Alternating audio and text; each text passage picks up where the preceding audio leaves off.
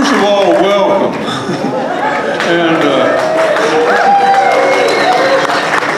And that'll be second of all and third of all, and please hang around for this. We sure appreciate you coming out here in the rain and the bad weather and stuff. And I don't think there's ever been an audience like the Gray Fox audience. And you get to see them all over the world. Appreciate you so much. I've often wondered what it would be like if we ever came out here to do this and nobody was there. Existential bluegrass. Those are two words that usually don't go in the same sentence.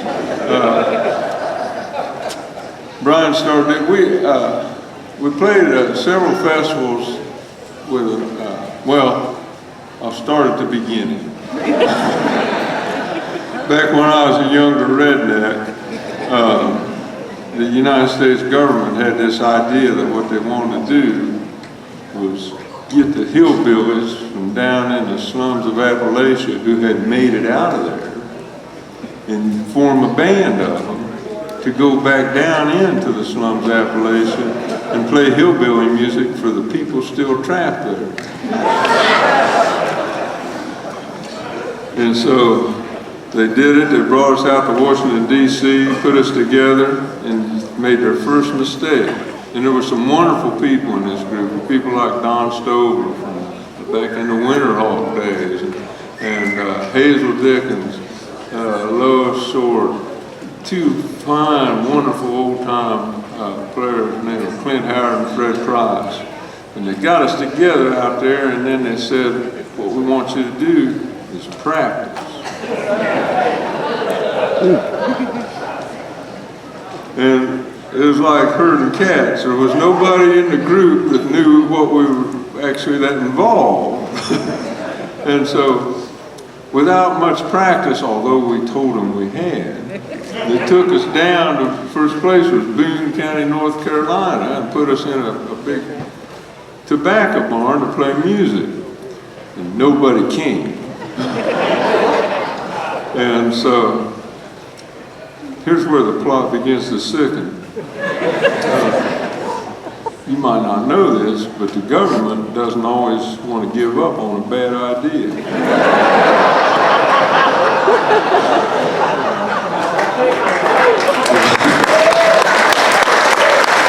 I'm saying that as forthright as I can. So what they decided to do was get us all together and take us out and put us in the big auditoriums and stuff. Kennedy Center, I forget the name of the place up in Chicago. Some big fancy place in New York. We went all around and played in these big theaters for the blue-haired ladies, the arts councils. And I forgot about this part of it, but it just came back to me. One of the other guys on this tour was a man by the name of Kaz Wall. And Kaz claimed to know, and I think he did know, 1,000 songs. He was supposed to be the greatest ballad singer America's ever produced. He knew 1,000 songs, and he knew about 8 or 10 tunes, which is more than we have in bluegrass. And this is getting me off the subject a little bit, but for people that don't know this, and Kaz has not been with us for a long time now, but he was a pure redneck of the highest order. And so whenever the concerts were over, they would get the people that were performing in this little troupe out to meet the Arts Council. And literally the blue-haired ladies would kind of come walking down and shake our hands. And every once in a while, Kaz would reach out and sort of grab a little touch. And we were up in New York when he did this once, and he grabbed this lady and she jumped back and whoo! And we had a cultural liaison officer there. Because they wouldn't let us mingle directly with the edifying. He said, that's all right. Don't think a thing about that, ma'am. He's from Sodom, rural North Carolina. And she said, I must go there. Anyway, I'm getting off the subject. So while we're down in Boone County, North Carolina practicing, Clint Howard said to me, how would you like to meet Doc? And in Boone County, North Carolina, there was only one Doc, unless they were talking about the tree surgeon.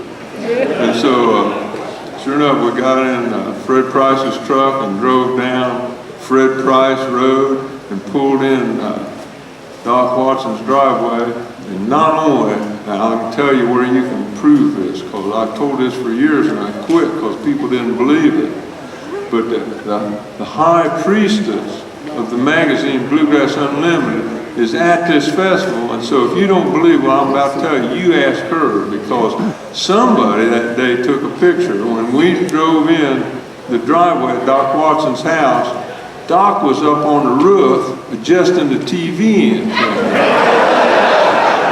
She's got the art. She's got the picture of it. And so I was in existential angst because I thought, well, first of all, why was he doing it? And secondly, how did he know when he was done? And if you're not laughing now, you need to ask somebody next to you what you don't know. That's fine. So, I told you I'd tell you this. Well, once you became friends with Doc Watson, it was a lifelong thing. And I remember all the times I got to see him. And I got to see him the last show he ever played. He was sitting on a couch out in California at a festival called Harley Strictly Bluegrass. And I walked up to him and I said, howdy, Doc. And he said, howdy, Ron, because Doc never forgot a face. And he was most famous for being able to put a guitar in different, well, not most famous. He was famous for every note he played, but he was famous for being able to put the guitar in many different tunings and make a song out of it. And I asked him one time why he did it. He said, well, I don't have to move my fingers as much. And so we had, during this time, I hope you had time, Brian put it into Doc Watson tuning for this song.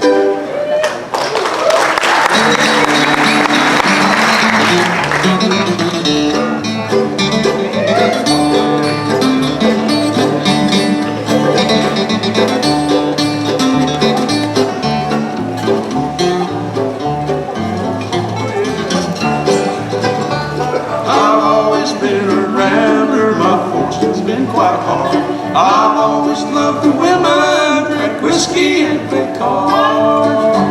My parents had treated me kindly, had no boy but me.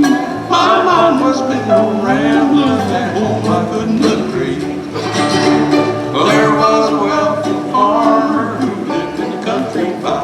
He had a handsome daughter on who I cast my eye. She was so tall and handsome, so pretty and so fair. There ain't other in this wide world with her I could compare.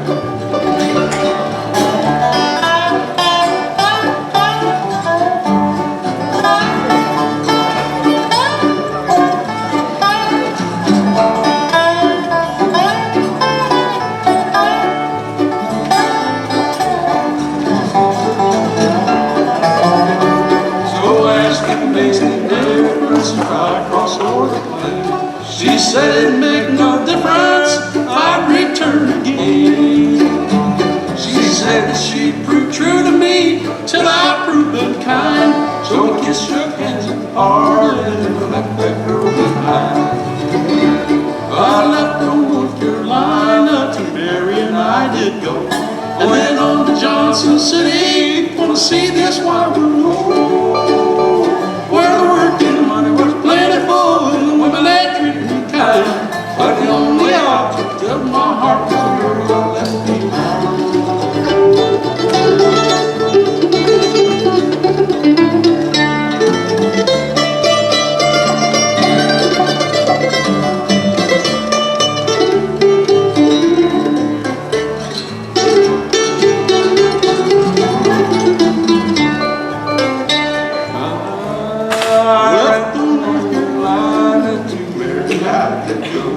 Went on to Johnson City, gonna see this wide world, where the work and the money was plentiful, women treated me kind. but the only object of my heart was a girl I left behind.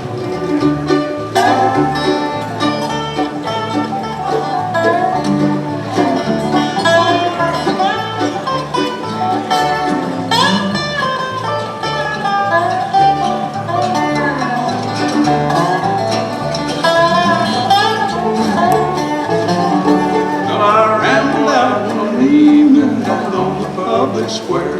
The mail had just arrived, was for me there. He handed me a letter which gave me to understand that the girl I left in Carolina had married another man.